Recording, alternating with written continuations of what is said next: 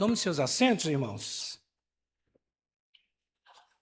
A obra de Deus, ela é algo extraordinária, né? A última vez que eu tive aqui estava de um jeito, retornei agora, está de outro. Da outra vez que eu voltar vai estar modificada, né? Deus dá esse lugar para vocês aqui, para que vocês possam começar, né?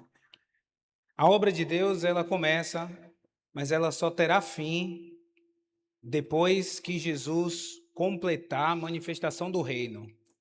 Porque até os que ficarem só serão salvos se não negarem a Jesus e terão a difícil comissão de pregar em meio às dores. Então a obra de Deus só termina quando Jesus der o fatality final, né? E é engraçado, irmãos, passar por essa reforma, porque vocês não têm que criar expectativa em quem não congrega aqui. Não espere quem não congrega aqui amar essa igreja mais do que vocês. Se isso está acontecendo, tem um erro no coração de vocês. Vocês precisam amar essa casa. Eu digo a vocês, nós viemos de uma reforma agora que durou 4 meses, uma reforma que estava planejada somente para 28 dias, por conta de alguns processos difíceis na cidade, a infraestrutura da cidade. Nossa igreja era rodeada por cabo de alta tensão, 13,8 kV. A gente não conseguia fazer nenhuma intervenção na fachada da igreja, e há 30 anos a gente tentava fazer com que os pastores que estavam antes lá, fazer com que esses cabos fossem afastados, e a operadora de energia não entrava com isso até que a igreja resolveu orar.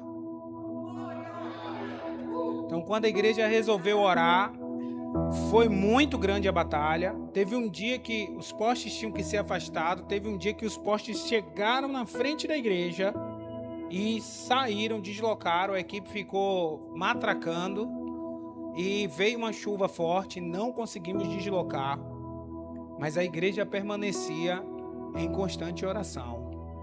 Então foram dias assim difíceis, e Deus faz tudo certo. Era para eu estar trabalhando, eu estava indo trabalhar fora do país em dezembro, ia estar buscando um navio fora. Teve essa guerra toda, eu não fui, e aí eu tive que ficar na igreja e assumir a obra de reforma da igreja. Irmãos, eu dormia em casa, mas morava na igreja. Foram durante 63 dias aproximadamente na igreja, das 6:30 da manhã até 1h da manhã do outro dia. Ia, via como estavam os meninos e voltava para casa. E foi um tempo de muita luta, de muita batalha.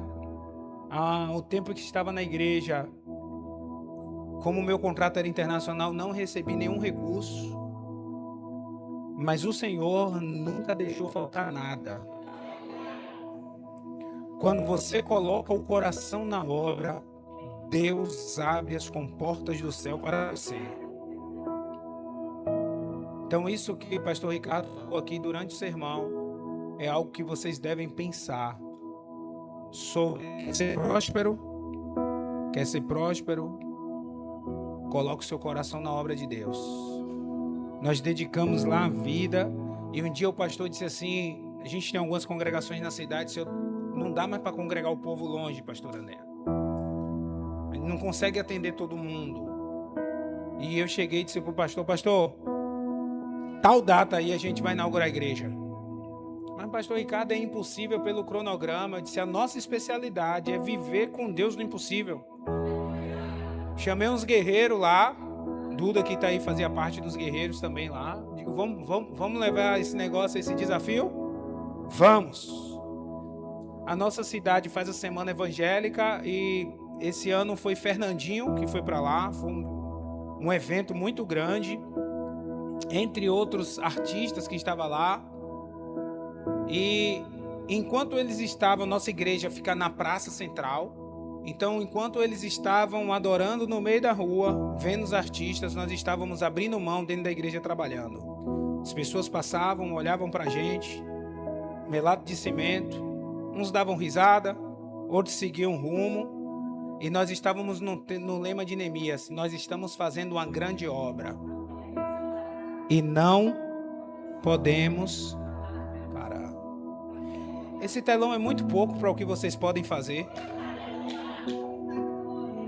Vocês têm que continuar sonhando os sonhos de Deus. Esse telão é muito pouco. Eu declaro uma palavra que vai chegar um dia em que vocês vão ter o transporte da igreja. Os ônibus, não o ônibus, os ônibus da igreja, para passar nos bairros trazendo pessoas de graça, para vir para o culto. Isso vai ser mantido por vocês, porque essa é a obra que o Senhor tem para fazer através de vocês. E acreditem, o que parece impossível é possível. Nós não sabemos como completamos a obra. O nosso prédio é um prédio de mais de 50 anos. Cada vez que a gente mexia, tinha coisa para mexer. Mas nós colocávamos fé, amor e dedicação. Com essa receita, não tinha como ninguém parar a igreja do Senhor. Os filhos se afastaram, tudo foi conforme Deus gostaria que fosse. Recebemos uma doação de uma fachada de uma pessoa que não era da cidade, um empresário de uma outra cidade que me conhecia, passou lá, viu eu trabalhando, parou o carro, disse: você, engenheiro, está aqui? Disse: meu filho, na obra de Deus não tem engenheiro, na obra de Deus eu sou pedreiro, ajudante de pedreiro, limpador de chão. Na obra de Deus a gente é tudo. Aqui não tem vaidade de ser cargo, de ter formação. Na casa a gente é filho, e filho faz o que o pai manda. Aí ele me parou, chamou o pastor e disse: rapaz, então eu quero fazer um negócio, eu quero doar essa fachada da igreja. Mais de 120 mil reais, irmãos, a fachada foi doada. No domingo, todas as autoridades políticas estavam dentro da igreja e o pastor levou uma palavra profética para eles e disse a seguinte coisa: não brinque com esse povo. Você está vendo esse povo aqui? Não mexa com esse povo. Esse é o único povo da terra que pode resolver todos os problemas da nação. Eu estou dizendo isso para vocês porque eu tenho certeza que Deus está fazendo um grande mover. Porque eu já participei de várias etapas dessa igreja.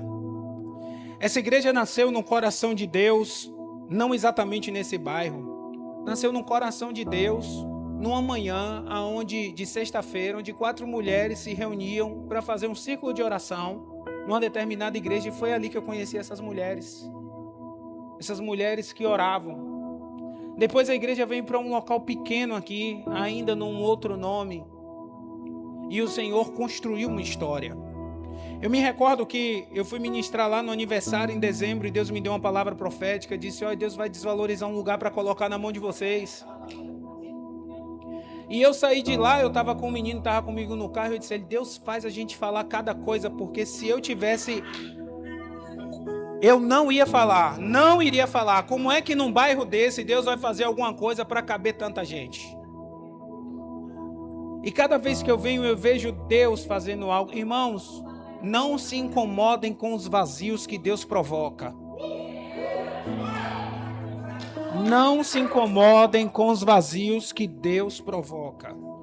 Eu tenho uma palavra de Deus para vocês. Eu sei que durante toda essa semana ou esse mês, Deus tem falado sobre pai, né? A paternidade do Senhor para vocês.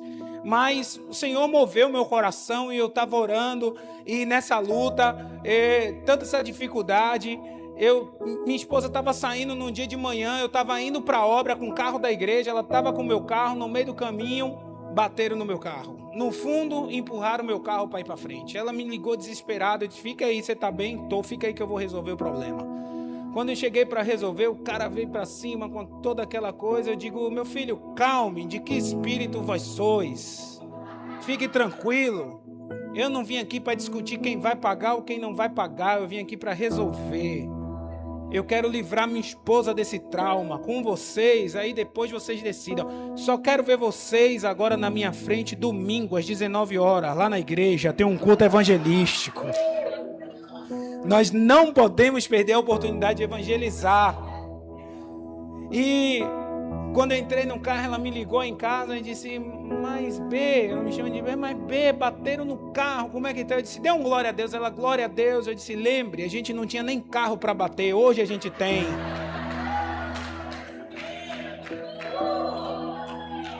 A gente não tinha nem carro para se preocupar, hoje a gente tem. Quem deu o carro também vai dar providência para consertar. Sabe? Hoje pode ser o nosso último culto, hoje pode ser a nossa última noite, o carro vai ficar aí para quem quiser. A casa vai ficar para quem quiser, o nosso foco não pode ser esse. E eu disse a Ricardo, olha Ricardo, bateram no carro, talvez o carro vai ter que parar para consertar, mas uma coisa é certa, eu vou, nem que seja de jegue. Ainda falei isso a ele. Sai de manhã cedo lá montado no jegue, mas eu vou, porque nós não podemos deixar de fazer o que Deus quer. E o Senhor me deu uma palavra. Eu quero compartilhar, e esse tema é um tema bem sugestivo, que eu quero que você compartilhe com quem está do lado. Eu quero que você olhe para a pessoa que está do teu lado e diga assim, seu pai eu conheço. Mas quem é você?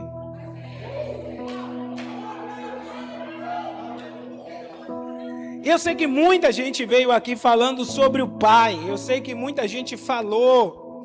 E esse texto que nós vamos ler, antes de nós lermos o texto, para quando você lê o texto, você já lê de uma forma diferente.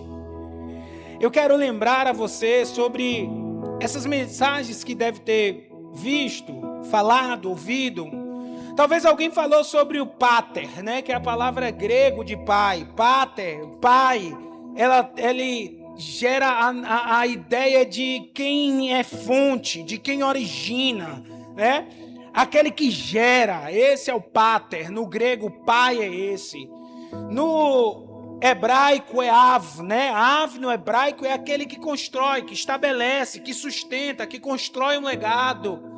E a palavra Abba, ela é a melhor de todas.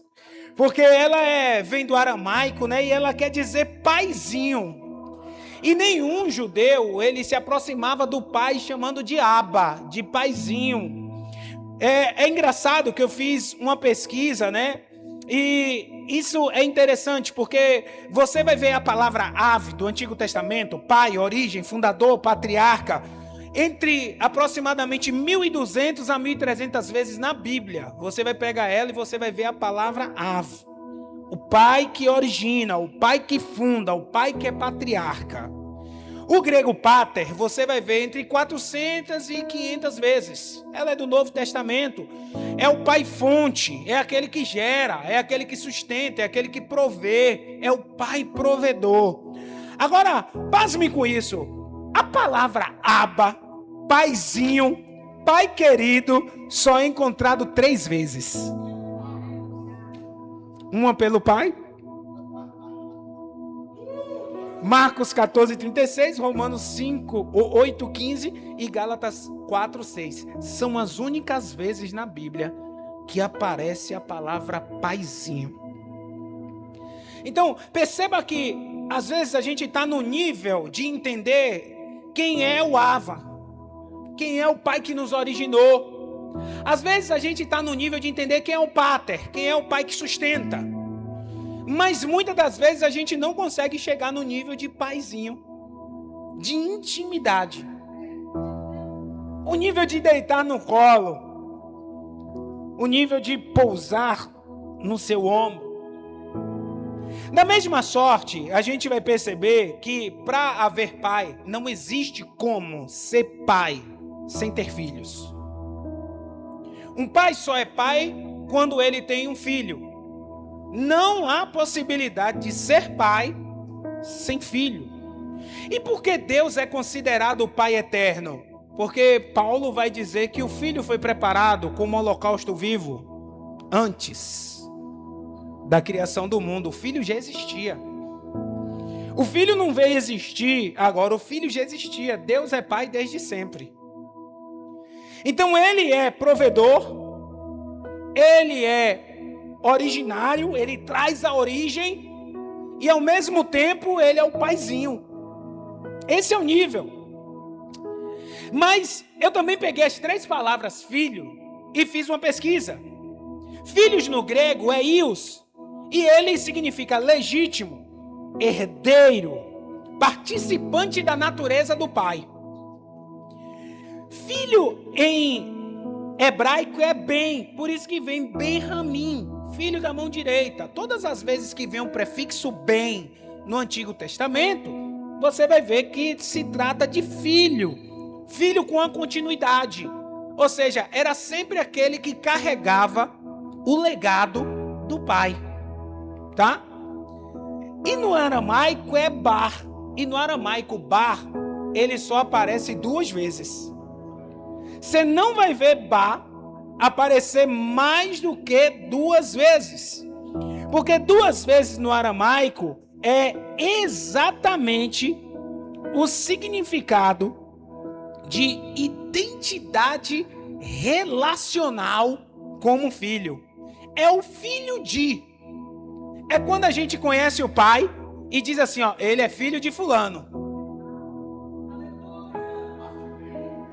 Bartimeu, filho de Timeu. Bartolomeu. Bar-Jonas, filho de Jonas. Mas você nunca viu ninguém ser chamado de Bar-Adonai. Ninguém. Você nunca viu ninguém ser chamado de Bar-Yavé. Porque quando nós nos relacionamos com ele como filho, o nome não importa. Eu nunca chamo meu pai de Roberto, eu chamo meu pai de pai. Otávio não me chama de Ricardo. Otávio todo dia me olha para mim e diz, pai, meu nome não importa.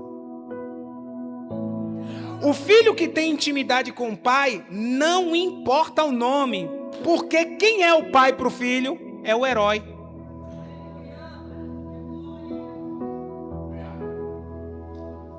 É a inspiração. E é por isso que nós nos chegamos diante de Deus dizendo, Abba, paizinho.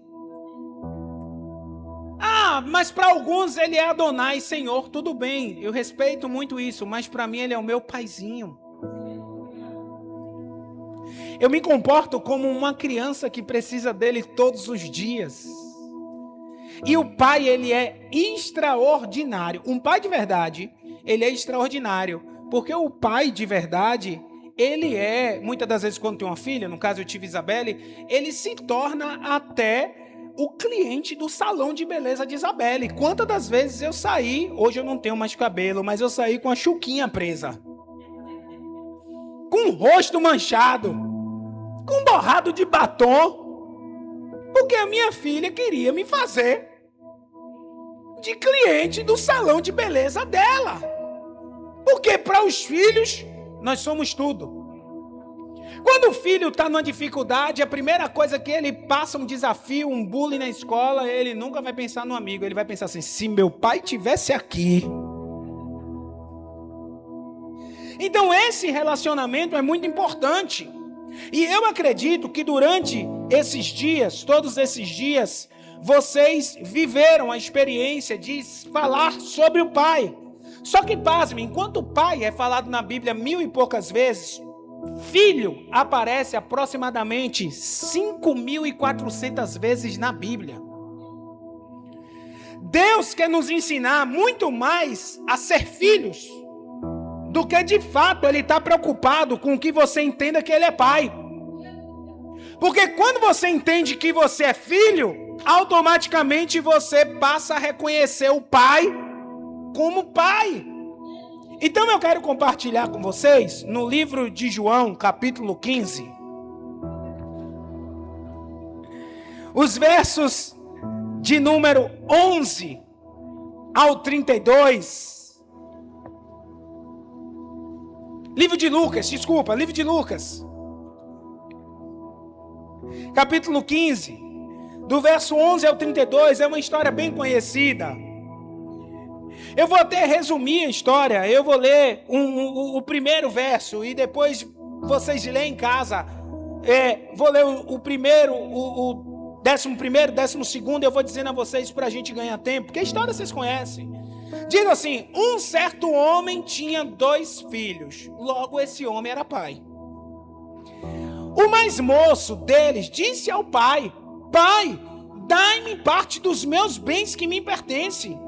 E ele repartiu por eles, entre eles, a fazenda. E poucos dias depois, o filho mais novo, ajuntando tudo, partiu para uma terra longínqua e ali desperdiçou todos os seus bens, vivendo dissolutamente. Verso 17. E caindo em si, essa é a queda mais gostosa que o homem pode ter, é quando ele cai em si. E caindo em si, ele disse: quantos jornaleiros de meu pai, a palavra pai aparece de novo, tem abundância de pão, e eu aqui pereço de fome. Levantar-me-ei, irei ter com meu pai, dir-lhe-ei: Pai, pequei contra os céus e perante ti. Já não sou digno de ser chamado teu filho, faz-me como um dos seus jornaleiros. E levantando-se dali, foi para o seu pai, quando ainda estava longe. Seu pai viu. O filho não viu o pai de longe, mas o pai viu o filho longe. E o texto diz que ele se moveu de íntima compaixão e, correndo, lançou-se ao seu pescoço e o beijou. E o filho disse ao pai o que disse que ia fazer: Pai, pequei contra os céus, pequei perante ti, já não sou digno de ser chamado teu filho. Mas o pai olhou para os servos e disse o seguinte: trazei depressa a melhor roupa e o vestiu. Pondo-lhe um anel na mão e alparcas no pé, trazei o bezerro cevado e matai. Então comamos e nos alegramos, porque o meu filho estava morto e reviveu, tinha se perdido e foi achado.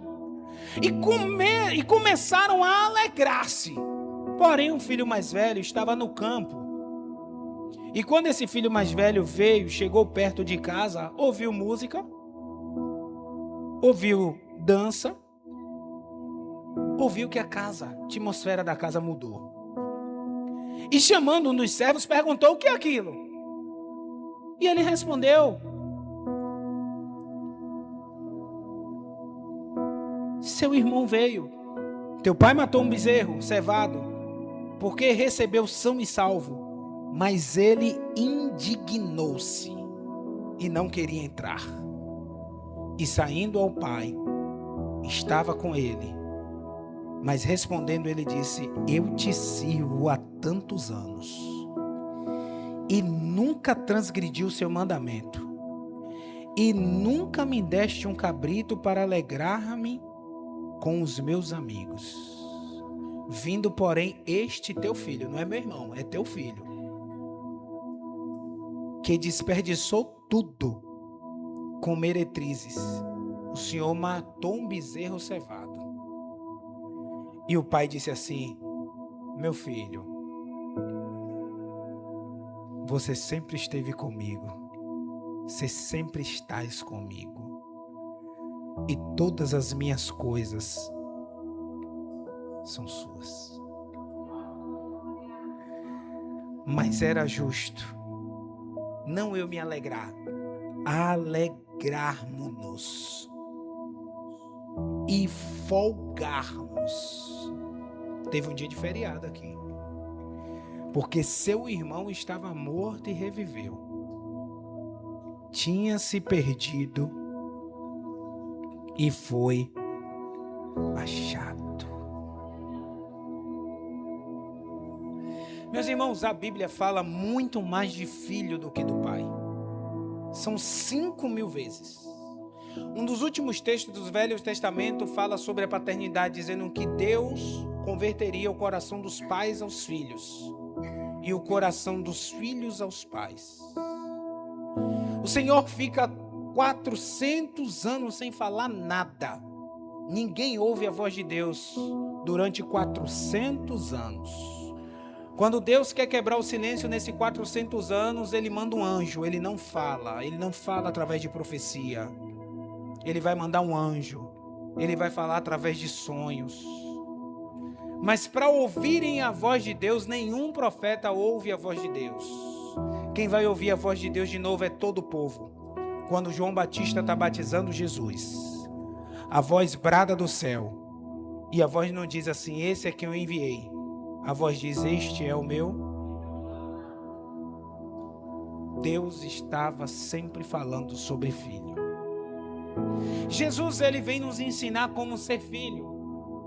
E ele vai dizer, olha, eu faço a vontade do meu pai, eu como um filho, esta é a minha comida, é fazer a vontade do meu pai. Tudo que vocês pedirem ao pai em meu nome, vocês vão receber. O propósito do pai sempre vai ser gerar filhos. Esse é o propósito do pai eterno. Se existe um pai revelado, é porque existem filhos sendo chamados. Ele está sempre chamando os filhos. E eu quero que você coloque a sua mão agora no seu coração. Entendendo isso já, eu quero que você diga assim, eu não sou órfão. Eu sou filho. Eu carrego o DNA do pai. Eu tenho herança do pai. Eu não sou órfão. Eu tenho um pai. Eu sou filho legítimo. Eu carrego a identidade do meu pai. E eu não estou falando do seu pai material. Eu não estou falando do seu pai que às vezes te abandonou. Eu não estou falando do teu pai que te esqueceu. Eu não estou falando do teu pai que foi um mau pai, que talvez chegava em casa alcoolizado, que muitas das vezes desprezou, não foi um provedor.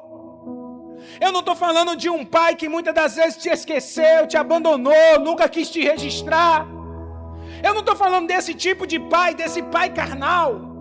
Eu estou falando de um pai que mesmo diante de todas essas circunstâncias, ele criou todo o ambiente para que você estivesse vivo, para que você chegasse aqui nesse dia, para que você pudesse estar aqui nessa noite ouvindo essa palavra. Um pai que é diferente de qualquer outro pai, diferente de mim, diferente de você. O pai, ele está disponível, mas os filhos nem sempre vivem como os filhos. Perceba que o pai estava disponível na casa. Durante muito tempo, o pai estava ali. O pai ama, o pai espera, o pai corre, o pai abraça e o pai perdoa. Mas o problema naquela casa nunca foi a ausência do pai. O pai sempre esteve na casa. O pai sempre esteve na expectativa do filho voltar. O problema era a postura dos filhos dentro da casa. E nessa parábola trata muito disso, porque um estava longe, o outro estava perto, mas nenhum dos dois sabia viver com o coração perto do pai. Um estava longe de corpo, alma e coração. O outro estava perto, mas com o coração longe. Estar na casa do pai não significa viver como filho. Não quer dizer que você vem aqui todo domingo e você está vivendo como filho. Tem muitos filhos que estão na casa do pai que são rebeldes. Tem muitos filhos que estão na casa do pai que não obedecem o pai. Tem muitos filhos que estão na casa do pai todos os dias, mas o coração está longe. E o Senhor falou sobre isso e disse, às vezes vocês me honram de lábios, mas o coração de vocês está longe. Vocês falam que me amam, mas não mostram nenhum amor desse. E isso tem a ver, muitas das vezes, com o relacionamento que tivemos com o pai. Eu tive muitas crises com meu pai. Eu tive muitas crises com meu pai. Eu era para ser um jovem cheio de traumas. As minhas orelhas são furadas, porque quando eu me afastei do evangelho, meu pai pastor, o que ele mais odiava era ver brinco na orelha de alguém. Eu disse, vou fazer ele me odiar, vou colocar 2 brincos na orelha, um só não vai ser suficiente. E tudo que eu fazia era para poder trazer isso, para chamar a atenção do meu pai. Porque por mais que eu fosse um jovem que não dava trabalho, meu irmão era um irmão que dava trabalho ao extremo. Mas mesmo assim, meu pai sempre tinha atenção dele. E eu nunca tinha atenção do meu pai. A gente ficou num relacionamento muito difícil. Eu estava na casa do meu pai, mas eu não me considerava filho dele. Os últimos anos eu afastado da igreja, cheguei ao ponto de ficar 1 ano sem falar com meu pai dentro de casa.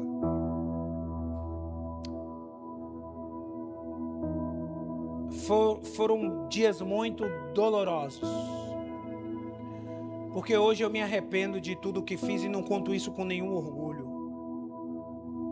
E a primeira coisa que o Senhor fez quando eu voltei para a igreja foi restaurar o relacionamento com meu pai.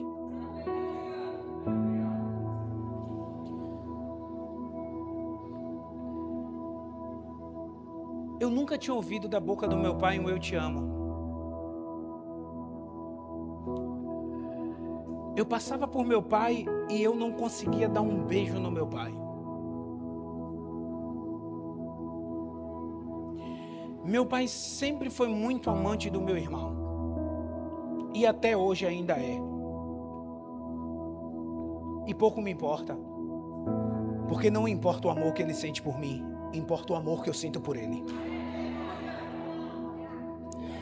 Então todo domingo eu almoço com meu pai. Quem cuida do meu pai hoje sou eu. Eu e Carla. Todos os dias de manhã, quando eu estou em Catu, eu vou na casa tomar café com ele. E eu vou dar um beijo na careca dele. E a primeira coisa que eu digo a ele é: benção, meu pai. E eu dou um beijo ao meu pai. E às vezes Carla me pergunta assim: como você pode ser assim? Eu digo: não, a questão não é o que ele é para mim, ou o que eu sou para ele, é quem ele é para mim. É a honra. Eu quero viver muitos dias nessa terra e eu conheço a Bíblia e a Bíblia diz: honra meu pai. Porque ele pode ter sido criado também da mesma forma. E eu comecei a pegar flashes de amor de meu pai comigo quando eu era jovem. E eu disse para Carla: Carla, eu me lembro que meu pai saía daqui sem ter condição e me colocava no ônibus e me levava para conhecer Salvador a pé. Meu pai levava um pelourinho, meu pai fazia questão de me colocar nos ombros dele. E essa era a forma dele dizer: eu te amo. Eu me lembro do dia que eu era doido para ter uma Caloi por causa daquela propaganda infeliz. Você tem que me dar uma Caloi. E meu pai, mesmo sem ter condições, ele foi lá e comprou uma Caloi. Ele fez uma surpresa, me mandou ir para casa da minha avó. E ele fez questão de montar a Caloi e colocou em cima da minha cama. E quando eu cheguei, ele disse assim: pega uma toalha para mim, que eu estou muito suado, vai lá na tua cama. Quando eu cheguei lá, eu vi aquela Caloi. Mas quando a gente é rebelde, a gente passa a não conhecer a forma dos outros dizer: eu te amo. Eu comecei a perceber e eu comecei a contar para ela. Porém, eu decidi ser o contrário. Eu decidi dizer aos meus filhos todos os dias que eu amo eles. Eu sempre digo para o Otávio: você é a versão melhor de mim. Você vai ser melhor pai, melhor marido, melhor pregador, melhor crente. Se for um chamado pastoral, melhor pastor, melhor missionário. Porque você é a versão melhorada de mim, meu filho, e eu te amo. Minha filha, você vai ser melhor esposa que a sua mãe. Você vai ser melhor mãe. Você vai ser melhor cidadã. Você vai ser melhor serva. Porque você é a versão melhorada da sua mãe. Eu te amo. Quando minha filha sofreu um bullying na escola, eu fui lá igual um leão. E a diretora que congrega lá na igreja me chamou e disse: lembre que você é pastor. Eu digo: eu lembro que eu sou pastor, mas agora eu sou um leão. Não mexa com meus filhos, que eu vou virar um leão. Ela disse: mas pastor, eu disse: você não entende nada de Bíblia, porque senão você vê o valente de Davi que defendeu o campo de lentilha com a espada na mão. Davi, quando foi lá em Gate, olhou e disse: de quem é a família? É nossa, então vamos lá tomar. Não mexa com os meus leãozinhos não, porque eles ainda não sabem dar o brado de leão. E até hoje a minha filha lembra disso. A minha filha estava falando para as colegas essa semana, dizendo: olha, meu pai é extraordinário. Um dia eu passei na praça e um menino protegeu ela na escola. E as meninas falou: é namorada de fulano, porque protegeu. Eu ouvi, eu levei Carla gentilmente para o carro, abri a porta do carro. Belle foi entrar, eu disse: você fica, volte aqui comigo.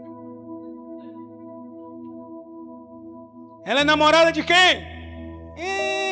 Você é um banana. Você não sabe nem queixar uma menina. Depois eu te ensino. Leva um buquê de flor para ela na escola. Leva uma caixa de bombom para ela. Em vez de ficar namoradinha de fulano. Agora deixa eu lhe ensinar a segunda lição. Nunca mais fale para uma mulher que está acompanhada com um homem. Se seu pai não te ensinou isso, aprenda isso hoje. Esta mulher tem um pai. E aquela mulher que entrou no carro tem um marido. Ela nunca mais esqueceu aquilo. A minha filha disse: ele é o meu herói. Ele está disposto a tudo por mim. Ele está disposto. E até hoje, quando a gente vem em Salvador no shopping, ela sai de mão dada comigo. Ela faz questão. Aí às vezes a mãe olha assim e diz: me abandonou. Eu disse: calma, eu sou dos dois. Porque é o que o filho olha para o pai. Então perceba que aquele pai, ele nunca deixou de ser pai. Ele estava disposto, ele estava com o mesmo amor, com o mesmo abraço, com o mesmo carinho. Mas os filhos dentro da casa não entendiam o potencial que eles tinham. Quem era o pai para eles? Eles não sabiam de quem eles eram filhos. Eles não sabiam quem eles eram. Eles não sabiam de nada disso. Então, o filho que saiu, ele perdeu a sua identidade. E o filho que ficou, perdeu o coração. Porque às vezes a gente fica na casa de Deus e a gente está tão preocupado com o serviço. Vocês que servem num culto, sejam Martas com o coração de Maria. Como é isso, pastor? Sirvam aos pés de Jesus. Sejam Martas, aquelas que são diligentes ao servir, que estão preocupados com o serviço, mas com o coração de Maria, de adoradora. Aleluia! Se vocês estão abrindo a porta, abra a porta e diz: é porque é pelo Senhor e para o Senhor. Se vocês estão operando aí no som, tem que ser pelo Senhor e para o Senhor. Se você está recebendo alguém aqui, tem que ser pelo Senhor e para o Senhor. É o coração da adoração na casa. Nós não podemos estar na casa e perder a atmosfera da casa. Aquele jovem que ficou, ele era tão imprudente quanto o que saiu. O que saiu, ele perdeu a identidade. O que saiu, ele correu pelo mundo. Ele gastou com prostituição. Ele gastou com tanta coisa. O filho mais novo, ele pediu a herança. Ele não queria o pai, ele queria o que o pai podia dar. Isso revela o comportamento. Muitas das vezes da gente, a gente quer bênção sem relacionamento, quer promessa sem presença, quer herança sem intimidade. Quando ele sai, ele perde a cobertura. Perder a cobertura é perder a identidade e propósito. Vou dar um conselho para você. Se Deus não te moveu para outro lugar, não saia daqui. Porque cada vez que você for e voltar, isso aqui vai estar estranho para você.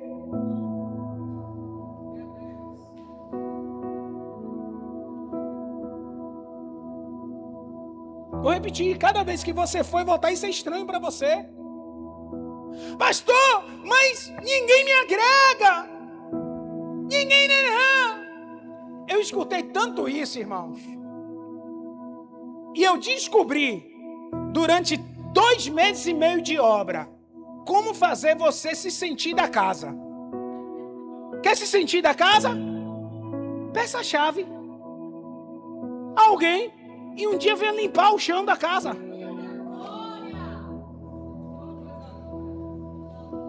Limpa o banheiro da casa.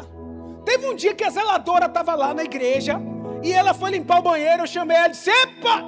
Ela: o que foi, meu pastor? Eu digo: não, o banheiro hoje é comigo.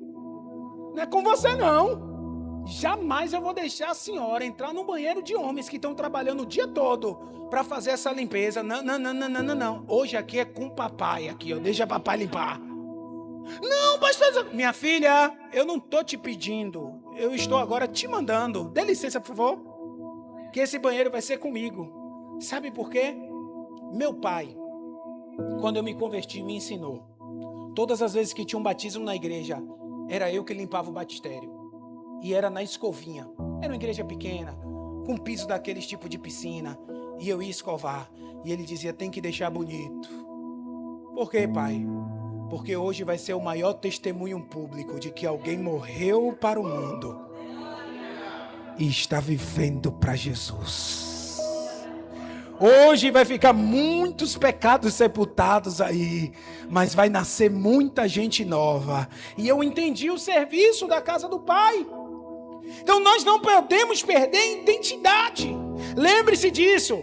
Não podemos querer bênção sem relacionamento. Não queremos ter promessa sem presença e herança sem intimidade.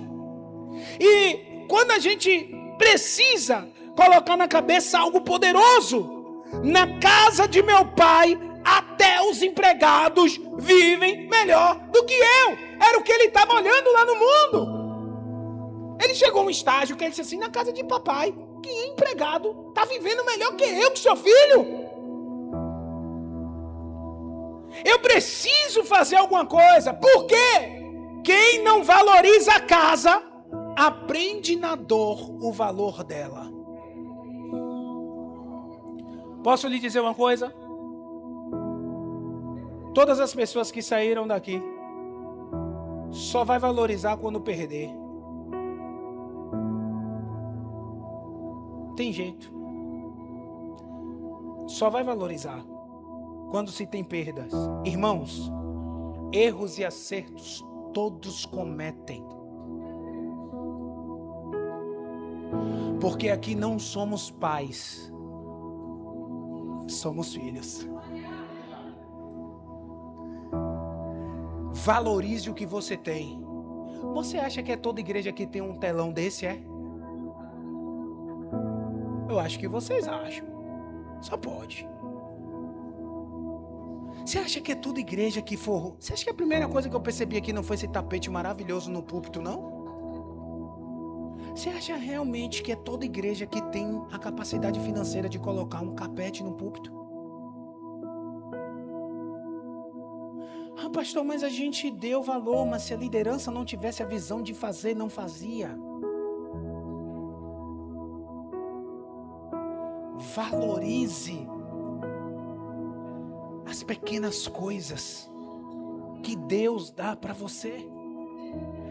Você que é funcionário aqui, valorize o tratamento que o seu líder lhe dá. Valorize o tratamento do teu pai, do teu filho, da tua mãe. Valorize. Você precisa entender um juízo de valor. E é sobre isso que esse texto fala. Sobre o juízo de valor dos filhos. Perceba isso. Quem não valoriza a casa aprende na dor o valor dela. O filho mais velho nunca saiu da casa. E ainda assim, nunca viveu como filho. Quantos anos você está aqui nessa igreja? 10, 15, 20? Eu sei. Quantos anos você está aqui? O problema não é a casa, é o seu coração. Porque é o que a Bíblia está dizendo. É o que o filho mais velho teve. Ele teve na casa a vida toda. Mas ele nunca se sentiu como filho. Ele disse, pai, perceba a expressão dele, há tantos anos te sirvo. Não é há tantos anos eu sou seu filho.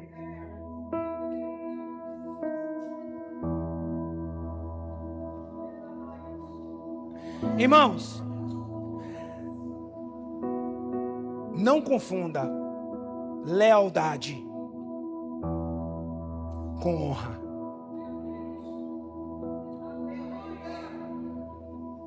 Não confunda a lealdade com honra. Tem gente que é leal, mas vai murmurar. Até faz por causa da lealdade, mas murmura no coração o dia todo. Segundo, não confunda lealdade com fidelidade. São duas coisas completamente diferentes. Você nunca vai ver a Bíblia falar claramente assim, ó, Deus é leal. A Bíblia diz que Deus é fiel. Não confunda lealdade com fidelidade. Porque a lealdade, ela vai fazer com que, mesmo que eu esteja errado, você me apoie por causa do meu erro, porque você é leal. É diferente de fiel. Quando você é fiel, você vai chegar para mim e vai dizer, você está errado. Você precisa mudar, mas eu estou com você. Isso é fidelidade. É o que Deus faz com a gente. Ele diz, ainda que permanecemos infiéis, traidores. O original é traidores. Ele permanece sem trair. Ele é fiel. Porque ele não pode negar a si mesmo. É o caráter dele é ser fiel. Então perceba que aquele filho, ele estava dentro da casa, mas o pensamento dele é de servo, não de filho. Quando o irmão volta, ele reage com raiva, com ciúme, com inveja, com justiça própria. Pergunte para a pessoa que está do seu lado aí, você está preparado para receber os que saíram?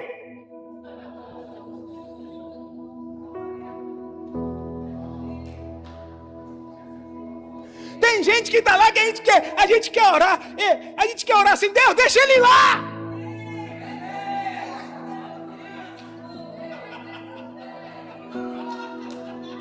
Quantas vezes eu orei, Deus, deixa ele lá. Deus deu uma palavra profética ao nosso pastor esse ano, que eu acredito que é o que Deus está enchendo o coração para essa igreja. Deus deu uma palavra profética ao nosso pastor e disse assim, ó, vocês precisam começar a trabalhar no seu coração, porque Deus vai começar a mandar pessoas estranhas para esse lugar. Deus vai começar a mandar pessoas que você não gosta, pessoas que saíram, que vocês disseram, graças a Deus. Deus vai mandar de volta para você cuidar. Deus vai mandar aquela pessoa que te traiu. E ela vai vir com um coração arrependido. E você não sabe a transformação que Jesus fez lá. Porque enquanto, meus irmãos, enquanto os discípulos estão dentro de casa com medo, e o galo toca todas as manhãs perturbando o ouvido de Pedro, Jesus está preparando um encontro restaurador para ele. Jesus está preparando um encontro restaurador para ele. E é você que Deus vai usar para restaurar.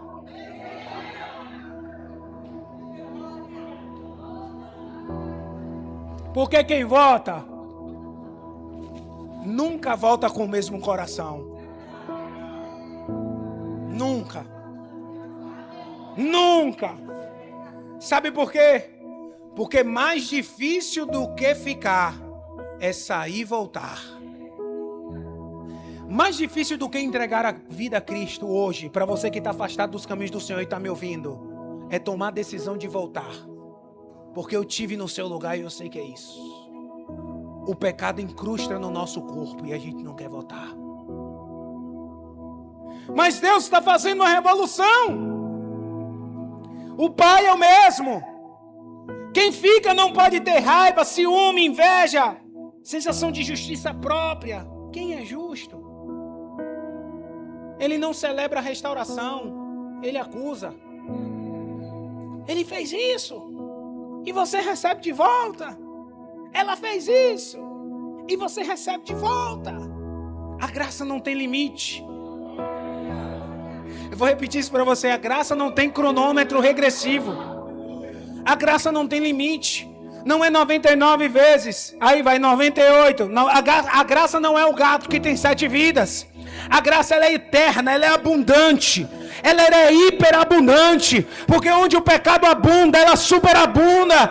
Aonde alguém está lá com um coração rebelde, o Senhor trata ele lá na rebeldia. O Senhor tira a ferida, o Senhor sara, o Senhor restaura e traz de volta.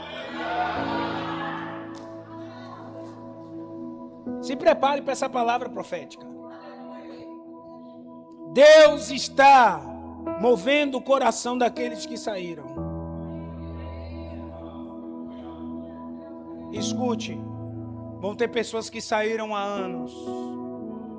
Vão ter pessoas que saíram há pouco tempo. Essas pessoas vão começar a procurar os pastores, vai começar a procurar você, seja a ponte dessas pessoas. Não importa o tempo que elas ficaram lá, não importa quanto tempo elas ficaram lá, elas reconheceram, elas olharam para trás e disseram: se eu tivesse lá era diferente, eu aprendi, eu agora quero somar, eu preciso voltar porque a minha casa sempre foi ali. E não diga que esse discurso é falso, porque Jesus trabalha no coração. E sabe como é que Jesus trabalha no coração de quem sai? Ele leva para comer comida de porcos. Sabe o que são essas comidas de porcos? Apacentar porcos é apacentar aquilo que você não gostaria de apacentar. É lidar com esses dias, é ter que cair em si e dizer: pequei contra a minha casa de origem, pequei contra todo mundo.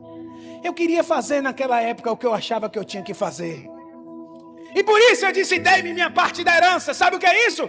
Dai-me meu ministério, dai-me os meus dons, dai-me a minha capacidade. Mas você aprendeu aqui, você aprendeu a cantar aqui, você aprendeu a lecionar aqui, você aprendeu a pregar aqui, você aprendeu a fazer as coisas aqui. E aí você saiu para lá, você virou para casa e disse: dai-me a minha herança. Aleluia! Deus vai fazer pessoas voltar no seu empreendimento que aprendeu com você e achou que ia fazer dar certo, e Deus vai colocar no seu coração um coração humilde para recebê-los, porque isso é um coração de nobre. Você não pode ser o filho que fica. Que palavra, meu Deus! Eu nunca esperei meu pastor dizer isso nesse ano. E ele colocou um filme pra gente, pra liderança, não foi, Dula? E nesse filme, Movimento de Jesus, o avivamento no meio dos hippies, ele terminou o filme, olhou pra gente e disse: se prepare para receber pessoas estranhas. Você sabe por que Zaqueu subiu na figueira brava? Porque o povo não deixava ele ver Jesus. Sabe qual é a figueira brava?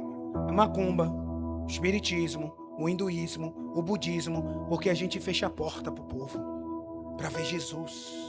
O povo quer ver Jesus. Mas nesse caso em especial, Jesus está tratando daqueles que saíram da casa, e Deus está preparando seu coração como filhos que ficam. Aleluia! Vocês não são esses filhos que têm inveja. Vocês não são esse tipo de filhos. Vocês são filhos diferenciados. Essa igreja tem filhos diferenciados. Eu conheço a origem dessa igreja. Eu conheço o coração dessa igreja. Eu conheço o coração de vocês. E o que é que Jesus precisa fazer? Tirar o espinho. Porque, você sabe por que ele colocou esse espinho na sua vida? Sabe não? Vou explicar a vocês. Para que você não se exalte pela revelação da glória.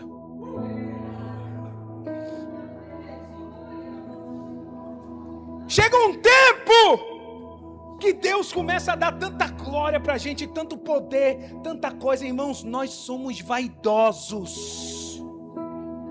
Aí o Senhor vai lá e coloca um espinho, a saber, um enviado de Satanás para me esbofetear. Às vezes não chega alguém para me esbofetear de murro. Sai daqui para falar lá. Aquela igreja não presta. Aquele líder não presta.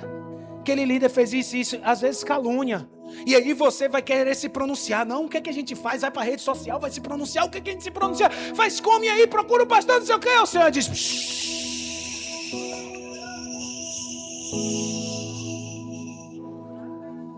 Senhor, tira esse espinho, acaba com essa situação. Para isso, Senhor, Pai.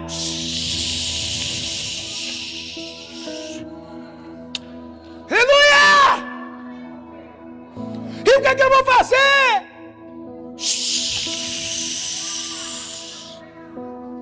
Como é que vai ser de agora por diante? Diga para o seu irmão, diga: essa casa tem dono.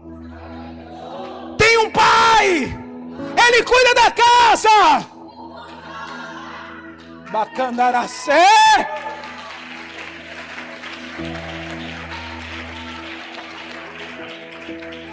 Aleluia. Oh, aleluia. Há uma presença do cuidado do Pai com essa casa. Eu não sei se você sente isso.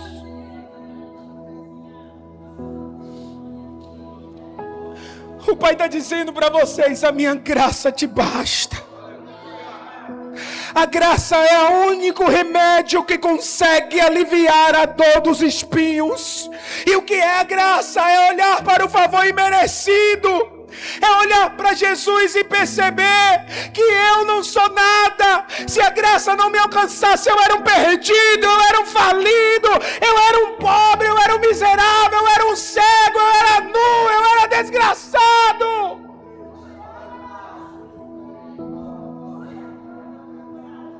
Os espinhos servem para me lembrar de quem a graça é.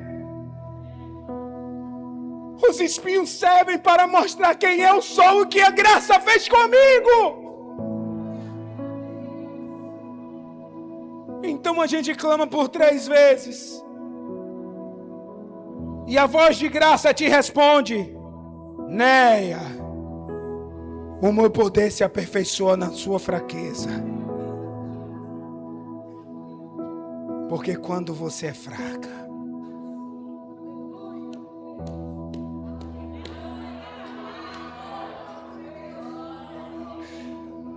o maior tempo de fortaleza dessa igreja vai ser nessa fraqueza.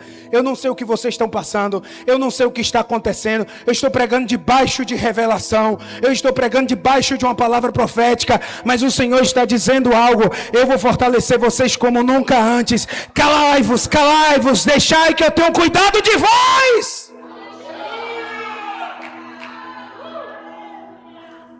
Há uma graça de cuidado do Pai. Não se assustem, aqueles que foram ingratos, é porque não aprenderam o exercício da gratidão. Vai voltar. Ah, mas eu fiz tanto. Pastor, você não tem noção. Eu ajudei nos piores momentos da vida. Nós fizemos isso, nós fizemos aquilo, nós demos até morada, nós fizemos aquilo outro, fizemos tantas coisas, das quais ninguém nunca nem soube. E o Senhor está te dizendo: tenha um coração humilde e manso. Deus está transformando o meu coração e o seu coração. Essa palavra também é para mim. Deus está transformando o meu coração e o seu coração para não ser um filho que fica, ser um filho que fica diferenciado. Aleluia, já vou encerrar. Quando os filhos brigam, eles esquecem do pai. A maioria dos problemas não é o filho perdido, é o filho que não consegue amar o irmão. Não é quem saiu, irmãos. Às vezes o problema é quem fica. Não é quem sai. Porque quem sai disse: eu não quero mais ficar aqui no meio deles não, vou embora. Só que ele se arrepende. Você não sabe o quanto a vida tem sido cruel. Você não sabe as dores da madrugada, irmãos. Qualquer pessoa de sanidade mental que perde a graça de Cristo, que perde essa comunhão, que perde essa koinonia, fica desesperado lá fora. E volta. E vai voltar. Mas vai voltar. Vai voltar. O Pai, Ele estava disponível para ambos. A mesa estava posta para todos. A graça nunca deixou de ser abundante. Mas os filhos rivalizam, se comparam, disputam espaço, julgam os processos. Quem compete com o irmão ainda não entendeu a herança. Não entendeu. Se você compete com alguém, você não entendeu. Porque na casa do Pai não falta, não divide e não diminui. Diga assim para a pessoa que está do seu lado: diga, o que é seu, é seu, não se preocupe. O que é meu, não se preocupe, não vai diminuir.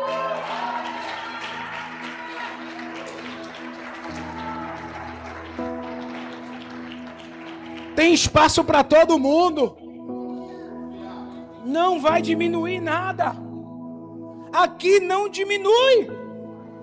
5 pães e 2 peixinhos, o que é isso para tanto? No final do negócio, 12 cestos cheios. A igreja, ela tem um poder sobrenatural da multiplicação. A igreja, ela não soma, ela multiplica. Ela é um exponencial. Ela nunca soma, ela sempre multiplica. E a igreja é o único lugar que se divide para crescer.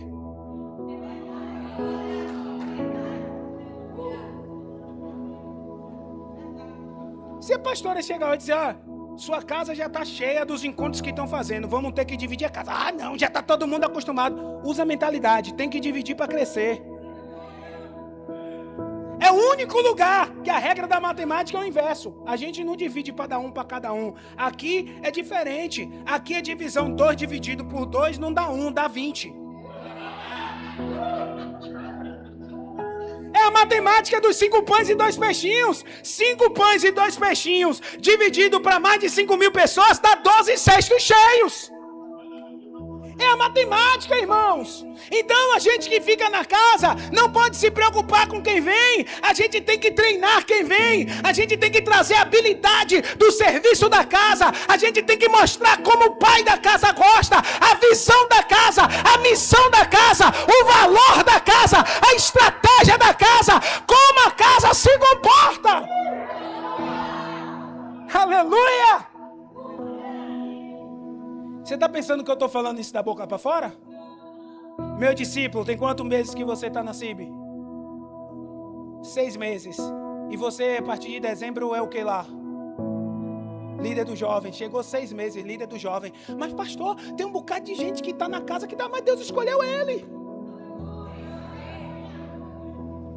Eu estava orando, Deus disse, traz ele a esposa. Cheguei pro meu pastor, disse, meu pastor, estou com um negócio para falar com o senhor, mas eu estou até... Porque lá na igreja, quem vota, fica 3 meses para conhecer a missão, o valor e a visão da igreja. Entender como a gente trabalha. Tem um ministério que chama Salva Vidas, que é um ministério que lava os pés do povo. É um ministério que cuida de toda essa organização do povo. Quem chega tem que passar pelo ministério para poder aprender o serviço da igreja, para aprender a servir, para daí para qualquer outro ministério trabalhar, seja de teatro, de iluminação, de sonoplastia, primeiro tem que passar pelo ministério do serviço. Mas aí Deus colocou no coração, diga assim, o pai da casa cria um protocolo, mas ele mesmo pode quebrar. O protocolo é dele, a casa é dele. Eu estava orando, a gente tem esse protocolo lá, foi a visão que Deus deu ao pastor Zé. Eu numa tarde chamei o pastor, disse, pastor, preciso tomar um café com o senhor. Ele, o que é? Eu disse, não, preciso conversar um negócio com o senhor. Aí eu sentei, a gente conversou sobre tantas coisas e eu esqueci. Aí ele virou para mim e disse, Rick, preciso te dizer uma coisa. Eu disse, o que é? A gente precisa integrar Duda urgente. Eu gostaria que ele fosse líder dos jovens. Eu disse, o motivo de meu café era esse. O pai da casa está na casa.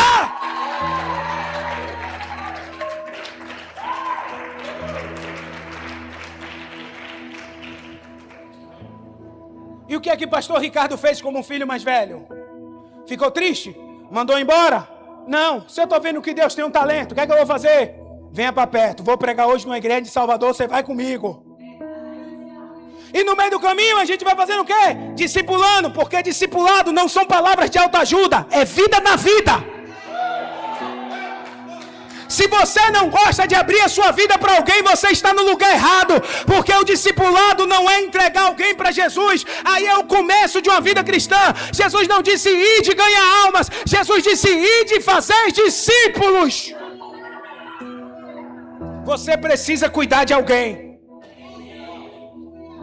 Você precisa ajudar os pastores a cuidar de alguém.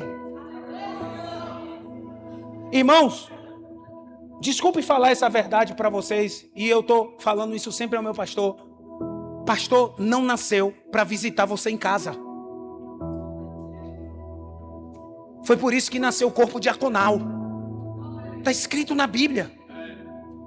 Para que o pastor fique com a dedicação da palavra e da oração. Ele instituiu 7 varões para cuidar dos órfãos, das viúvas e dos membros.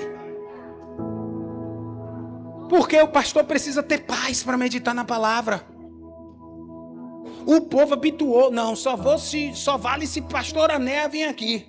Mas se pastor Anéa enviou pastor Ricardo para ir lá, por que não vale pastor Ricardo? Se pastor Anéa enviou outra pastora Tânia para ir lá, por que não vale pastor? Não, porque tem que ser com o pastor Anéa.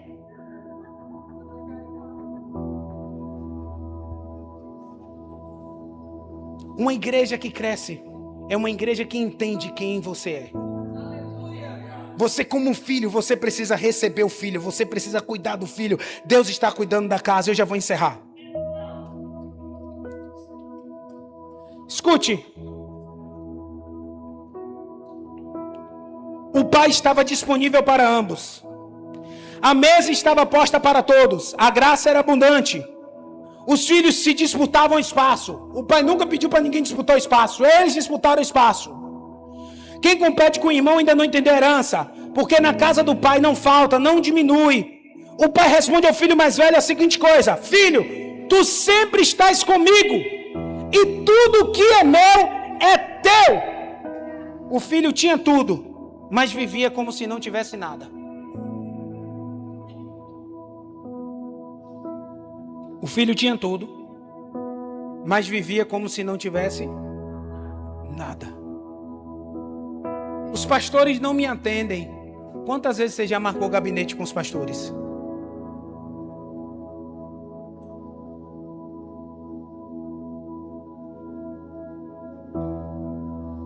Deixa eu te falar uma coisa, uma verdade. Pastor, ser pastor é a estranha arte de celebrar um sepultamento de manhã, um casamento de tarde e um aniversário à noite.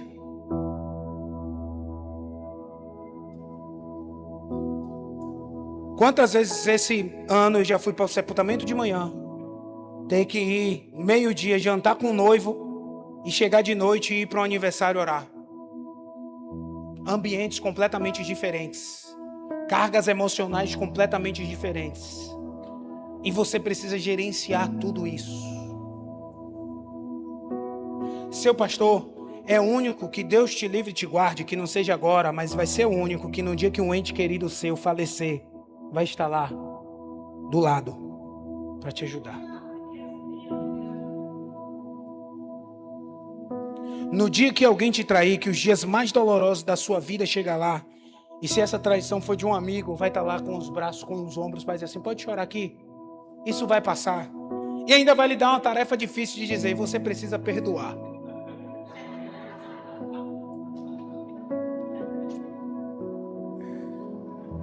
Nós precisamos entender quem somos nós na casa. Não precisamos brigar por espaços. Cada um no seu quadrado. E tudo funciona.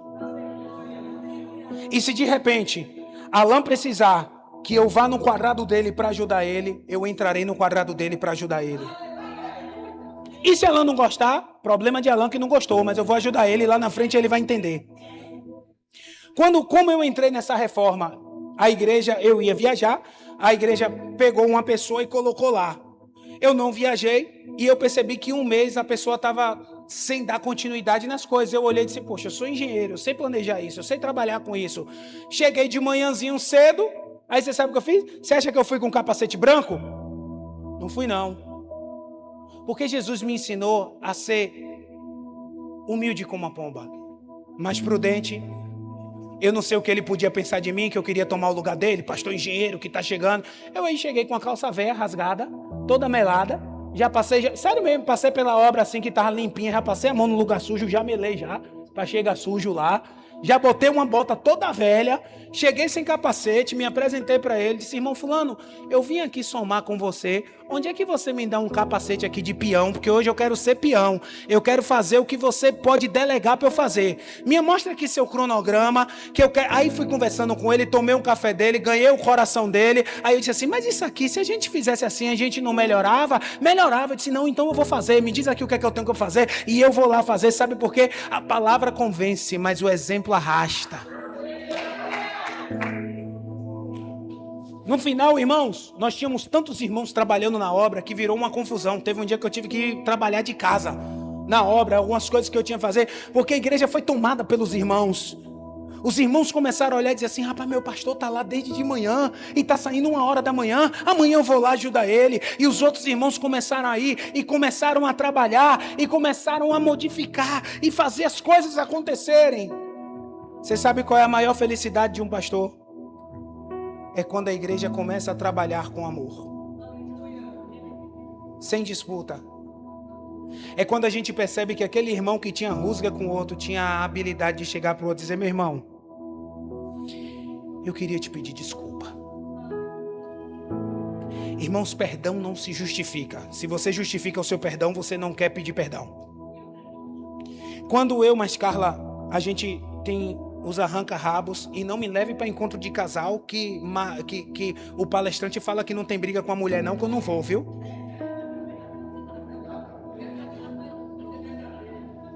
Lá em casa o bicho pega. Não é todo dia, raramente. Mas o bicho pega. Tem hora que ela olha pra mim assim, que eu faço um caninho assim de cachorro. E depois a gente se resolve. Mas quando eu preciso pedir perdão a ela por alguma coisa cometida, eu não chego pra ela: me perdoe porque eu te machuquei. Eu chego pra ela e digo assim: me perdoe porque eu errei. Foi o quê? Falem mais sobre isso. Não precisa, porque eu não preciso me justificar para te pedir perdão, porque eu tenho consciência de que eu errei. E quando eu estou me justificando, eu estou defendendo o meu erro. Ah, eu fiz isso por causa disso. Sabe aquela coisa? Ah, te tratei assim porque meu dia estava mal. Você tratou assim porque você tratou, errou. Não precisa justificar que seu dia estava mal. Se seu coração está arrependido, você vai pedir perdão e você vai mostrar o que a Bíblia diz: frutos dignos de arrependimento. O que é isso? Pós-arrependimento, uma mudança de vida naquela área. Então nós precisamos isso na casa do Pai. Irmãos, não podemos mais estar em conflito. E hoje eu vim propor para nós uma noite especial. Uma noite de mudança, uma noite de perdão, uma noite de reaproximação, uma noite de abraço. Sabe aquela pessoa que você desprezou o ano passado? Porque ela escorregou na banana, na casca de banana? Ela está esperando só um abraço seu. Sabe por que pessoas se decepcionam? Porque na verdade elas esperam que aquelas pessoas que ela mais admirava fosse próximo dele e dela, desse um abraço, desse um carinho e dissesse: eu estou com vocês nisso aí. Eu sei que você não vale R$1, mas eu vou apostar 1000 porque Jesus apostou o sangue dele em você. O perdão nasce de um coração perdoador, de um coração, a cura da ferida nasce de um coração que está disposto a perdoar. Quando os filhos se unem, o céu se manifesta. Quando os filhos se entendem, tudo muda. Quando há união, há poder. A graça flui, a comunhão é restaurada, a salvação é alcançada, as canções se harmonizam, a unção que está na união libera algo sobrenatural. Deus ordena a bênção, o ambiente muda, a presença se manifesta, o peso espiritual do inimigo é quebrado, a divisão enfraquece, mas a união ativa o céu. Filhos alinhados com o Pai, em paz, entre si criam um ambiente onde o Espírito de Deus se move livremente. Não há competição, há complemento, não há disputa, há propósito, não há acusação, há restauração. Declare com força: na unidade há poder, na unidade há graça, na unidade Deus se manifesta. Vamos lá, na unidade há poder, na unidade há graça, na unidade Deus se manifesta. Meus irmãos, esse sermão, e eu vou enterrar aqui, não é sobre ficar ou sobre sair, é sobre ser filho de verdade. O verdadeiro pai ama, o verdadeiro filho ama o pai acima de tudo. Se alegra com a restauração do irmão. Não compete, coopera. Não acusa, intercede. Não disputa espaço, entende herança. E mais, vive unidade, porque entende que a força da casa está na comunhão. Hoje, Deus está chamando 2 tipos de pessoas aqui. O que saiu, e Ele está dizendo: volta para casa. Mas Ele está chamando também o que ficou e dizendo: volta para o coração. E todos, Ele está dizendo assim: voltem a ser um. E é isso que Deus espera de nós. Por que parar? Porque a gente tenta fazer parar com que o Pai opere. Porque dá para esta igreja, dá para estar na igreja e não estar no Pai. Por que a gente faz isso? A casa está cheia, mas o Pai ainda procura filhos. E eu quero dizer para você aqui, o problema nunca foi a ausência do Pai naquela casa. Nunca, nem aqui. Foi a ausência dos filhos viverem como filhos. Hoje, os filhos precisam se levantar com identidade, unidade e glória. Eu não sei de quem você se afastou durante esses meses aqui dentro dessa casa. Eu não sei porque você se propôs esse afastamento. Porque você criou barreiras. Ah, porque fulano é difícil, Bertano é difícil. Eu sou difícil. Quem não é difícil? Quer saber o quanto eu sou difícil? Ligue para Carla e pergunte. Ligue para Bela e Otávio e pergunte. Quem não é difícil? Quem não é? Quantas das vezes na obra eu esbravejei? Eu cheguei um dia para o meu pastor e disse: meu pastor, o senhor precisa chamar fulano, eu não aguento mais. E falei sério, a lágrima correu e eu estava sacrificando a minha vida. Ele ficou preocupado e ele disse: eu vou chamar fulano. E eu voltei para a igreja. Quando eu voltei para a igreja, o Espírito Santo fez: volte, pare. Mas Senhor, fulano falhou comigo, está falhando com a obra, está falhando com todo mundo. Mas ele é sua ovelha. Não esqueça que você não é um pedreiro, você está se fazendo de. Não esqueça que você não é um engenheiro, você está se fazendo de. Você é um pastor. E como pastor se corrige ovelhas.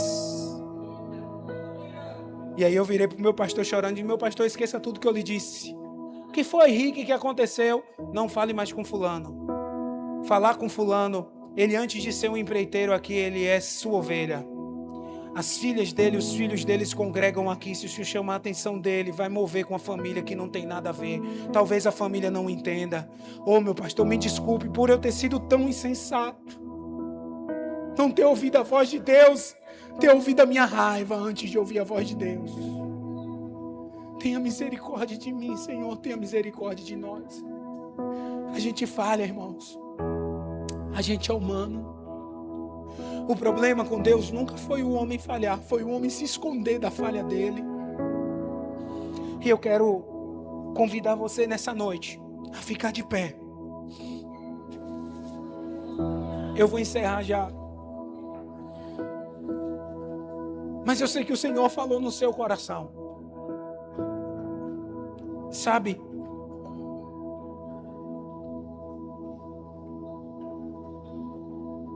Se alguém vai te perdoar ou não.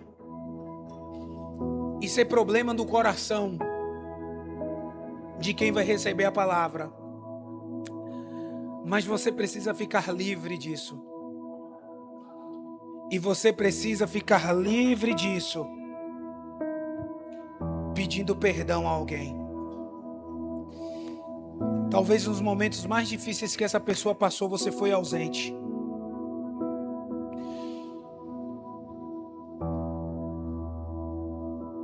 Quando a minha filha era pequena, eu vou falar isso que Deus tocou no meu coração, não sei por que, mas eu vou falar. Eu sempre repreendia ela na frente da igreja para justificar algo para a igreja. A minha filha cresceu uma menina calada. Aos 12 anos, ela não falava. Quando chegava alguém lá em casa, ela ia para o quarto. A gente foi passar umas férias na casa de uns amigos. E ela não falava na casa da praia, ela ia sempre para o quarto. E Bela era muito comunicativa. E eu comecei a orar nessa casa de praia e disse: Senhor, por que isso está acontecendo com Bela e por que Bela é calada? E na oração, Deus me lembrou as várias vezes que ela estava brincando, às vezes, na igreja. E eu dizia assim: aqui não é ambiente de criança brincar, não. Você que é a minha filha primeira, venha para cá. E eu queria dar uma resposta à igreja. Que a minha filha tinha que comportar bem. E o Senhor me perguntou: mas em que ambiente ela deveria estar? Ela não entendia nada, ela era uma criança. A minha igreja não tinha estrutura na época para receber as crianças no berçário. Era a igreja que era com meu pai, era muito pequena. E eu disse, Senhor, eu entendi. Foi eu que causei isso. Mas, Senhor, eu não consigo pegar o coração quebrado dela agora e juntar. Me ajude como fazer isso. Eu quebrei muito o coração da minha filhinha a ponto dela ser tímida, de não querer falar. Me ajude. E o Senhor falou comigo, meu filho, não existe ferida no coração que não se sare com um beijo. E o Senhor me lembrou, ele disse, você lembra quando Judas me beijou para me trair? Eu abracei ele e perguntei, amigo, a que vieste? Sare o coração da tua filha. Não sou eu que vou sarar, é você que vai sarar. E eu fui lá e disse, filha, quero falar com você. Me perdoe pelos dias que eu pedi para você ficar calada. Me perdoe pelas muitas vezes que eu quis dar testemunho aos outros, mas não testemunhei de pai para você. Seu pai não vai te prometer que nunca mais vai te corrigir, porque isso é impossível. Mas seu pai vai te prometer que sempre vai te amar em cada correção. E naquele dia se quebrou uma barreira na vida da minha filha. A minha filha se tornou uma bênção. A minha filha começou a ganhar as colegas dela para Jesus na escola. Porque ela entendeu o que a graça pode fazer. E naquele dia eu entendi que quantas vezes eu quis dar resposta social para a igreja. E não entendi um coração que tinha que compartilhar graça com o perdido, com o caído, com quem precisava de restauração. Quantas vezes eu fui cruel com pessoas que entregaram a sua vida ao pecado e eu as abandonei, ao invés da disciplina ser uma correção para a salvação, se tornou uma expulsão para que nunca mais voltasse à presença. E naquele dia eu disse ao Senhor, Senhor, eu nunca mais serei assim. Escute-me, por favor, eu já vou encerrar. Essa mensagem não é uma daquelas que a atitude depende da minha oração. Deus falou com você. E você entendeu o que Deus falou com você. Existem pessoas aqui que precisam se pedir perdão, que precisam se abraçar de novo. Existem pessoas aqui que se encontram, mas os olhares já não são mais os mesmos. Existem feridos que precisam entender o porquê a ferida foi aberta. E existem aqueles que abriram a ferida que precisam entender que já é tempo de cura. Que as pessoas mudam, evoluem, que Deus quer que você cuide dessas pessoas que ainda não conseguiram chegar nesse nível. Deus quer que você vá atrás do Pedro, que disse que ia abandonar tudo para ir pescar. Não deixe o talento de Pedro se dissipar no mar.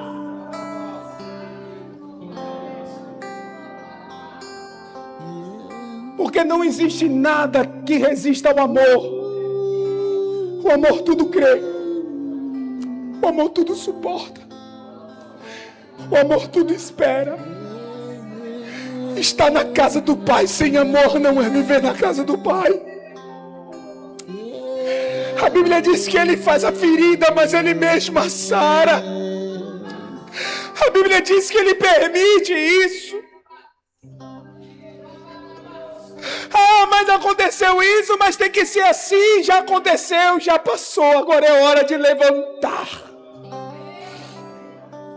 E se você é um irmão que está na casa com um coração do Pai, e você sabe aonde o filho caiu, você precisa ir atrás do seu irmão e dizer: é hora de levantar e dar a volta por cima.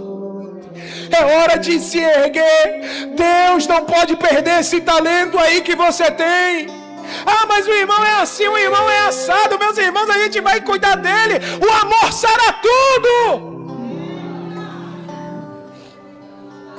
A gente vai cuidar dela, o amor sara tudo. Nós falamos muito sobre o amor, mas vivemos pouco. João diz que quem não ama seu irmão é homicida. É homicida. Sabe? Quando eu conheci essa igreja tinha um coração incrível. Essa igreja tinha uma comunhão que fazia eu ir para Catu. E sempre que eu tinha oportunidade eu falava do amor dessa casa. Era pequena, mas era cheia de amor. Não tinha tantos pastores, mas tinha muito amor. Os eventos dos jovens eram simples. Não tinha um telão de LED.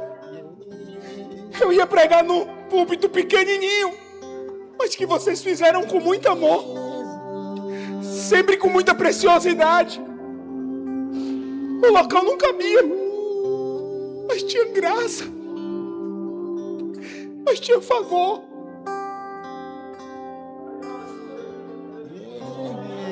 O coração da pastora Néia estava na igreja, o coração da pastora Tânia estava na igreja. E cada vez que eu voltava, eu via Deus acrescentando gente, multiplicando pessoas. O coração de Gil estava na igreja, porque tinha amor. O pai pergunta nessa noite: onde está o amor que eu dei a vocês? Ele não deixa de me amar. Por que não levantar os que caíram? Por que continuar pisando e cavando covas? Por que não ser nessa noite como um bom samaritano? Está vendo que está meio morto, mas você vai pegar e vai colocar na sua cavalgadura. Vai levar até um hospital espiritual. Vai colocar vinho, vai colocar azeite. Oh Deus. Oh Deus. Há corações sendo restaurados essa noite. O Espírito Santo está tirando feridas do coração. É inevitável. Ele fere, mas ele sara. É inevitável. Ele fere, mas ele sara. Ele não deixa de me amar. Inevitável. Ore. É inevitável. É inevitável. Eu vou desafiar você como igreja hoje de uma forma muito difícil. Não deixa. Se você sente no coração, e eu sei que o Espírito Santo durante essa mensagem falou no seu coração. Primeiro eu quero desafiar os irmãos de dentro. Se você precisa ir até algum irmão e dizer assim: olha, irmão, eu quero te pedir perdão. Olha, irmã, eu quero te pedir perdão. Perdão não se justifica, eu só quero te dar um abraço. Porque é assim que o pai demonstra amor ao filho. O pai não chega pro filho e diz: eu te perdoo, vem meu filho. Ele abraça. E ele dá um cheiro. E ele ama. E ele sente aquela graça, aquele favor. Sabe? Eu sinto que Deus está fazendo algo aqui nessa noite. Não saia desse ambiente perdendo essa oportunidade, porque a única coisa que amolece o nosso coração é a graça. A graça é a única coisa que amolece o nosso coração. Há algo de Deus sendo feito aqui nessa noite. O inferno já estava tentando decretar, mas a graça de Deus vem. Quando os filhos se unem, algo acontece. Não fique esperando, vá, mova-se. Se Deus está colocando algo no seu coração, lá. Aleluia. Abraça. Não deixa de me amar. Não espere que alguém venha até você. Se você sabe que tem que ir até alguém, vá. Deixa o Espírito Santo te usar para produzir cura. Há uma cura de Deus sendo estabelecida aqui nessa noite. O Pai está na casa. O Pai está na casa. É inevitável. Aleluia! É inevitável. Oh, aleluia! É inevitável. Aleluia!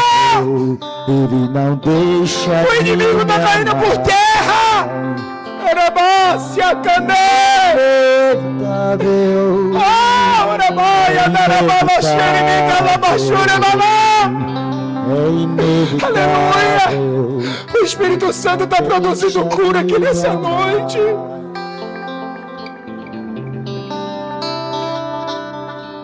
Não espere se você foi ofendido por alguém. Alguém me ofendeu. Mas se você sabe que você pode produzir cura, vá. Deixe Deus mudar a sua vida.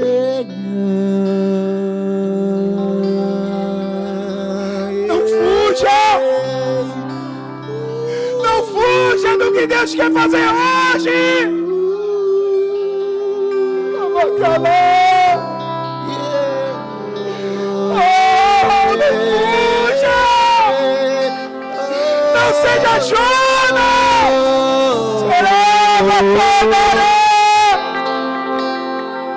Oh, não seja Jonas! Se lance no mar!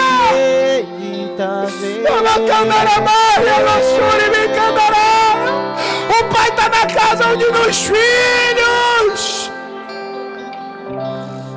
Faz-me morrer das coisas desse mundo. Não fuja. Faz-me esquecer das Abra o coisas seu que me coração. afastam de você. Deixa o Espírito Santo restaurar.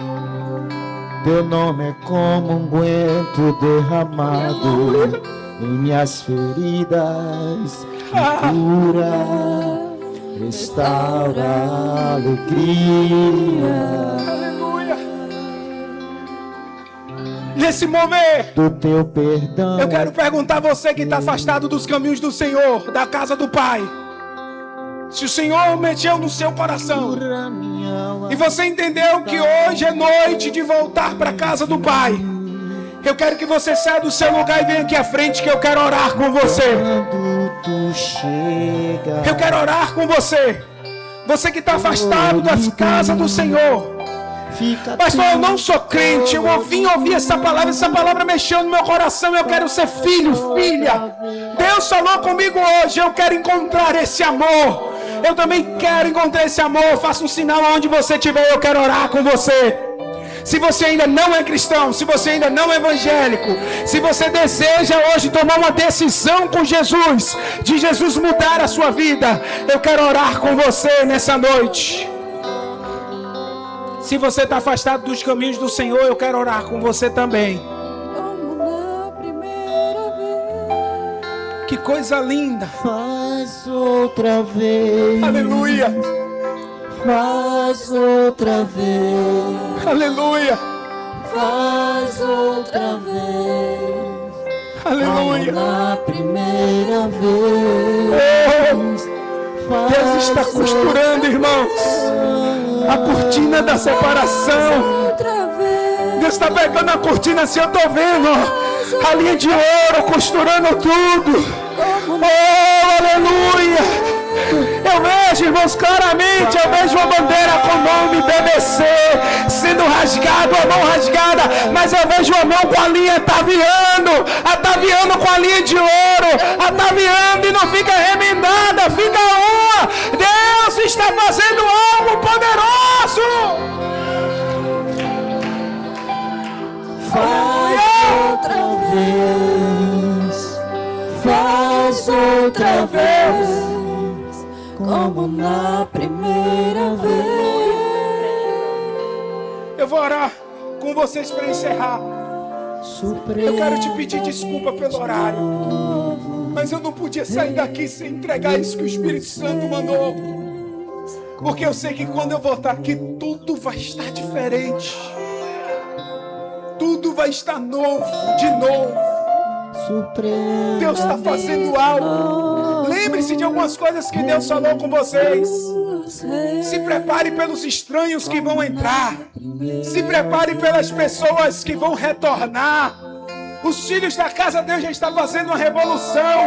Há algo novo de Deus acontecendo. Segure na mão dessa pessoa que está do seu lado. Eu sei que o olhinho dela já está inchado de chorar igual o meu. Surpreenda-me de Mas eu sei que Deus está fazendo algo tão poderoso aqui.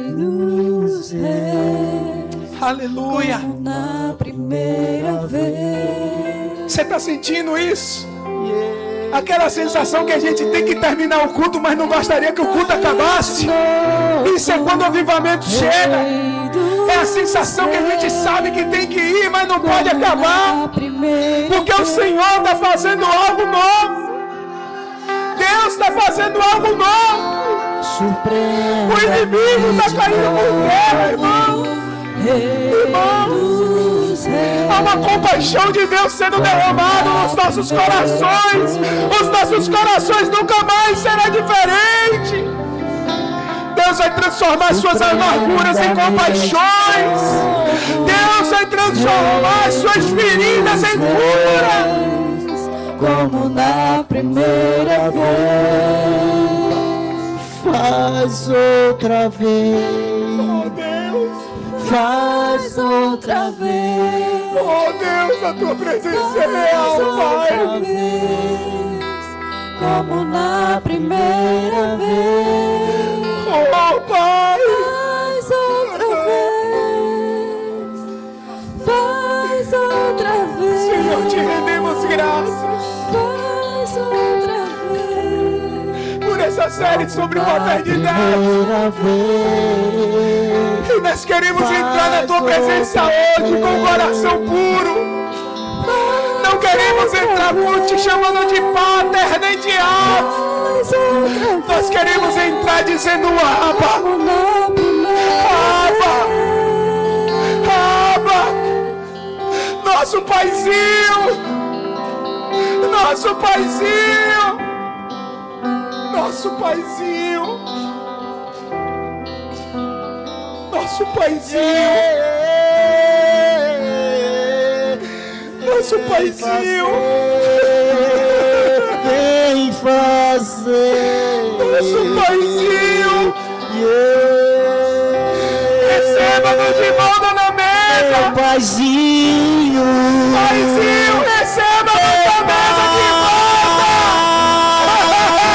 Meu pai. Oh, Paizinho, nós puxamos a cadeira para nos assentar na mesa. Do meu coração. Nós estamos de mão dadas, Paizinho, dizendo ao Senhor, nós estamos de volta. Nós estamos de volta.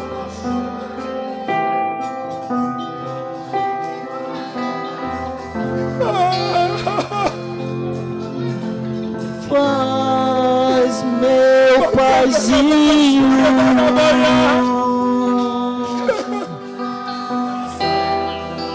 Oh Deus, que presença! Muito obrigado, Paizinho. Muito obrigado, Paizinho. Abacandê.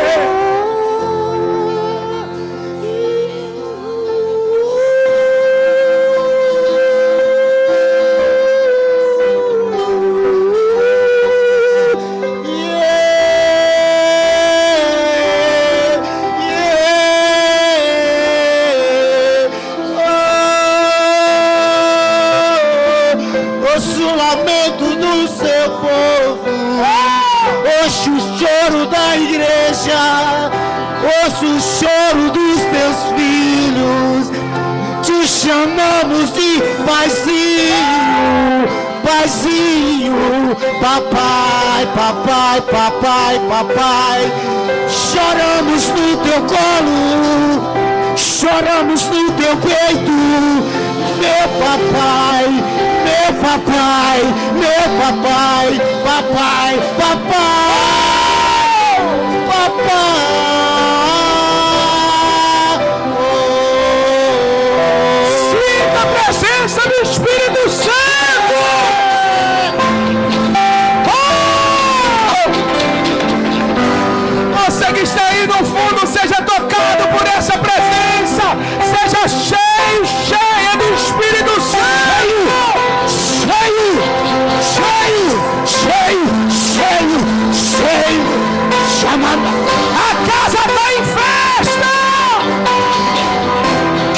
presença! A casa está em presença!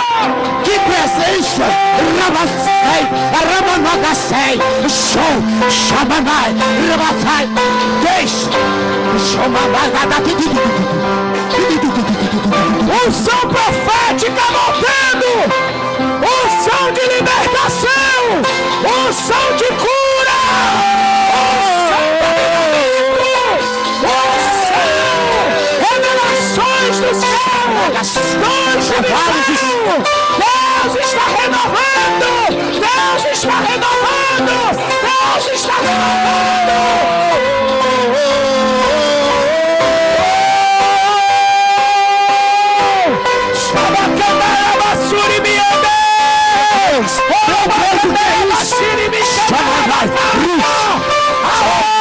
Ouro do céu, a ouro puro de Ofir, há uma graça, há uma nuvem de glória, há um transformador, há uma transformação, há batismo com o Espírito Santo. Batismo a cor,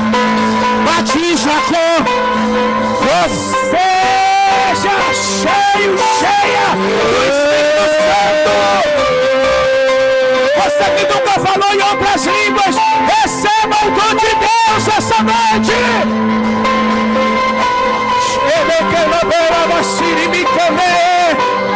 Oh, renovo de Deus, renovação de Deus. Deus está curando nessa noite. Deus está removendo enfermidades. Deus está tocando em rios. Deus está tocando em corações. Caroços estão desaparecendo. O Espírito Santo está derramando. Espírito que desce como fogo.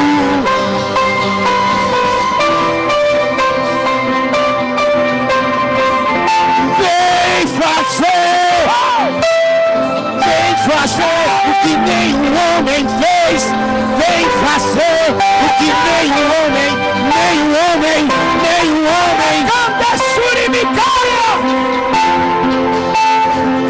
Me canta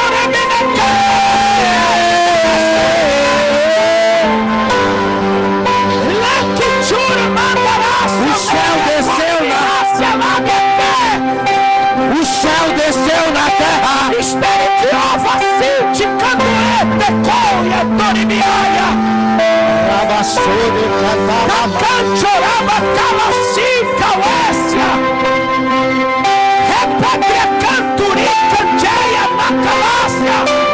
Meu Deus!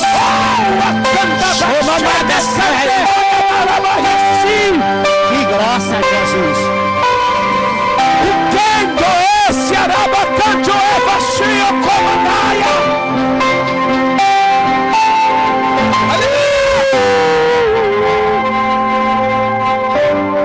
Que presença! Meu Deus. Obrigado, meu Pai. Deus está transformando desonra em dupla honra. Assim diz o Senhor nessa noite. Eu estou trazendo novamente autoridades que trancam portas do inferno, autoridades que mudam diagnósticos, autoridades que mudam sentenças. O cetro do Senhor está sendo estendido neste lugar. O Senhor é quem sara. O Senhor está apagando. O Senhor está juntando cacos. O Senhor está falando cacos. O Senhor está renovando. O Senhor está trazendo um novo tempo. E um tempo novo. Deus está pegando odres velhos. Está trazendo um odre novo. Um vinho novo e diferente está sendo derramado nessa noite. Emacácia, Renemicomandaia Cassiere Calassi. Deus está transformando corações.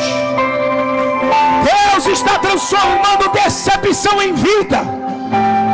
Deus está transformando corações que foram decepcionados sentimentalmente Está me batido de esperança. Reino de Deus. Há uma transformação de Deus, irmãos. Há algo de Deus acontecendo. Há algo poderoso de Deus acontecendo. Remecaua, sei, remequendoleia. Remiquendo Eric no coxa, tchumlicala baionócia. Heracaya noce, Erika labachou e decandaiácia.